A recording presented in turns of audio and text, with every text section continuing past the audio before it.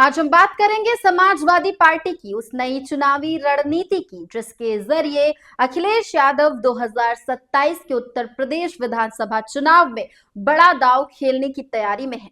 इस रणनीति का सबसे बड़ा फोकस दलित समाज पर है। खास बात यह है कि समाजवादी पार्टी अब सिर्फ आरक्षित सीटों तक सीमित नहीं रहना चाहती, बल्कि सामान्य सीटों पर भी दलित उम्मीदवारों को टिकट देने की योजना बना रही है। सबसे पहले समझते हैं कि इसके पीछे की वजह क्या है। दरअसल 2024 के लोकसभा चुनाव में समाजवादी पार्टी और कांग्रेस के गठबंधन को बड़ी सफलता मिली थी। इस चुनाव में पिछड़े वर्ग के साथ साथ बड़ी संख्या में दलित मतदाताओं ने भी सपा को वोट दिया।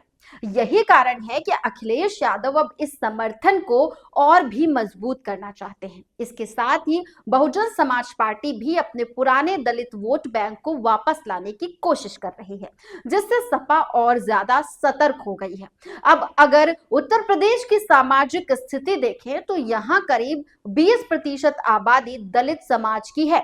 राज्य में 84 विधानसभा सीटें अनुसूचित जाति के लिए आरक्षित हैं, लेकिन इसके अलावा सामान्य सीटों पर भी दलित वोट निर्णायक भूमिका निभाते हैं।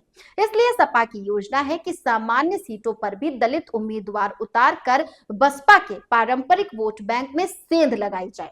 इसके बाद बात करते हैं 2024 की अपनाई गई रणनीति की। लोकसभा चुनाव में अखिलेश यादव ने पीडीए यानी पिछड़ा, दलित और अल्पसंख्यक का नारा दिया था। इसी रणनीति के तहत उन्होंने कुछ सामान्य सीटों पर दलित उम्मीदवार उतारे। उदाहरण के तौर पर फैजाबाद से अवधेश प्रसाद और मेरठ से सुनीता वर्मा को टिकट दिया गया। नतीजा ये रहा कि फैजाबाद जैसी भाजपा की मजबूत सीट पर सपा को जीत मिली और मेरठ में मुकाबला बेहद करीबी रहा। यही वजह है कि अब इस मॉडल को 2027 में दोहराने की तैयारी है। इसी क्रम में सपा ने जमीनी हकीकत जानने के लिए अलग अलग सर्वे टीमें मैदान में उतारी है। ये टीमें ये पता लगा रही हैं कि किन क्षेत्रों में दलित उम्मीदवार मजबूत साबित हो सकते हैं। साथ ही ये भी देखा जा रहा है कि मौजूदा विधायकों के खिलाफ जनता का रुझान कैसा है।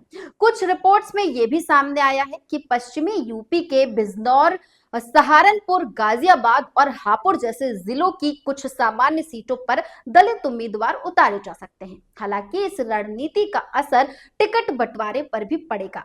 सपा के सूत्रों के मुताबिक दलित उम्मीदवारों को जगह देने के लिए यादव, मुस्लिम और कुछ सवर्ण उम्मीदवारों के टिकट काटे जा सकते हैं। 2024 में भी सपा ने यादव समाज से सीमित लोगों को ही टिकट दिया था और कुछ मुस्लिम सीटों पर भी बदलाव किया गया था, जो पार्टी के लिए फायदेमंद साबित भी हुआ। इसके साथ ही सपा का फोकस कुर्मी समाज पर भी बना रहेगा। 2024 में कुर्मी उम्मीदवारों ने पार्टी को कई अहम सीटों पर जीत दिलाई थी। यही कारण है कि विधानसभा चुनाव में भी कुर्मी और दलित समाज को साथ लेकर चलने की योजना है। हाल ही में अखिलेश यादव का कुर्मी नेताओं से मिलना इस रणनीति का हिस्सा माना जा रहा है। राजनीतिक जानकारों का मानना है कि ये रणनीति सामाजिक न्याय का मजबूत संदेश देती है। अगर सपा 2024 जैसा वोट प्रतिशत विधानसभा चुनाव में भी हासिल कर लेती है तो सत्ता में वापसी की राह आसान हो सकती है। हालांकि ये सब जमीन पर कितना असर दिखाएगा, इसका फैसला उम्मीदवारों के ऐलान और चुनावी नतीजों से ही होगा।